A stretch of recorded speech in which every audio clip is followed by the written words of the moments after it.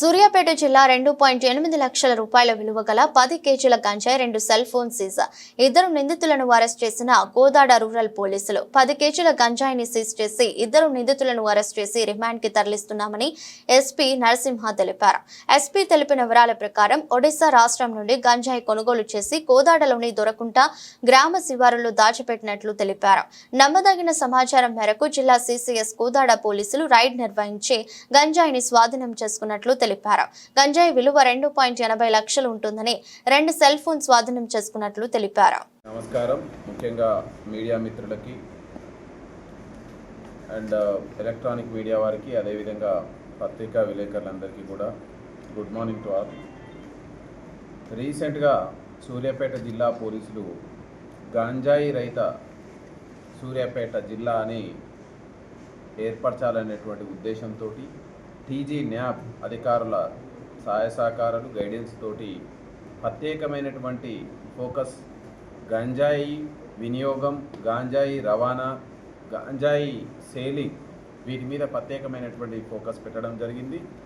దీనిలో భాగంగా నిన్నటి రోజు మధ్యాహ్నం సమయంలో కోదాడ రూరల్ పోలీస్ స్టేషన్ పరిధి, కోదాడ సబ్ డివిజన్, సూర్యాపేట జిల్లా పరిధిలో 2.8 లక్షల విలువైనటువంటి సుమారు 10.8 కేజెస్ గాంజాయిని సీజ్ చేసి ఇద్దరు నేరస్తులని అరెస్ట్ చేయడం జరిగింది.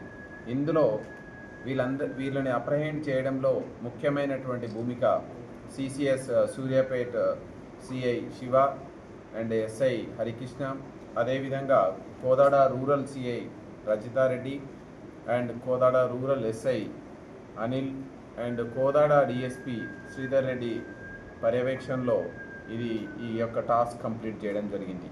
మనం వివరాల్లోకి వెళ్తే నిన్నటి మధ్యాహ్నం పూట మనకు వచ్చినటువంటి క్రెడిబుల్ ఇన్ఫర్మేషన్ని బేస్ చేసుకొని CCS teams and local law and order teams ఏర్పడి మనం సెర్చింగ్ మొదలెట్టుకుంటే నిన్న మధ్యాహ్నం టైము 1 గంట ప్రాంతంలో కోదాడ రూరల్ పోలీస్ స్టేషన్ పరిధిలో ఉన్నటువంటి ఇండస్ట్రియల్ ఏరియా పరిధిలో ఉన్నటువంటి Eicher truck showroom back side ఉన్నటువంటి ఖాళీ స్థలం, దోరకుంట గ్రామ పరిధిలో ఉన్న ఖాళీ స్థలంలో ఉన్నటువంటి బుషెస్లో మనకు ఈ నేరస్తులు తారసపడడం, అదేవిధంగా వీళ్ళ ఇచ్చినటువంటి వివరాలను బట్టి మనం 10.8 కేజీల గాంజాయిని సీజ్ చేయడం జరిగింది.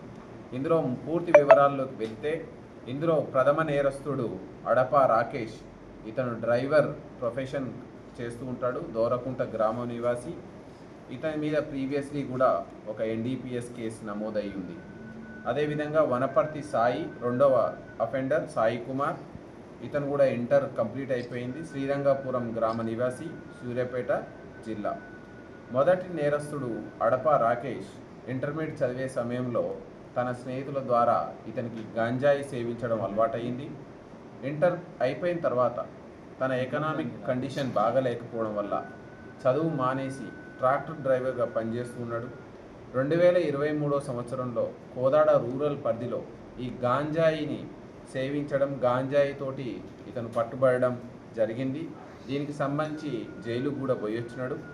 ఇతను తర్వాత ఈ కేసులో కోర్టుకు హాజరవుతున్న సమయంలో ఒక వ్యక్తి ఈ గాంజాయి రిలేటెడ్ విషయంలో పరిచయమై, ఇతను ఒరిస్సా రాష్ట్రం చెందినటువంటి వ్యక్తి, ఇతను ఇతనితోటి పరిచయం పెంచుకొని ఇతను ఈ గాంజాయిని మళ్ళీ అలవాటుకు దిగి గాంజాయిని ఎట్లనైనా సేకరించాలి, గాంజాయిని తన వినియోగానికి సేకరించాలి, అమ్ముకోవడానికి సేకరించాలి అనేటువంటి ఈజీగా డబ్బు సంపాదించడానికి వీలవుతుంది అనేటువంటి ఉద్దేశంతో ఇతను జూన్ 29న ఇతను ఒరిస్సా రాష్ట్రానికి వెళ్ళి ఒరిస్సా రాష్ట్రంలో ఇక్కడ సూర్యాపేటలో పరిచయమైనటువంటి వ్యక్తి దగ్గర, అతను కూడా ఒరిస్సా రాష్ట్రానికి చెందినవాడు.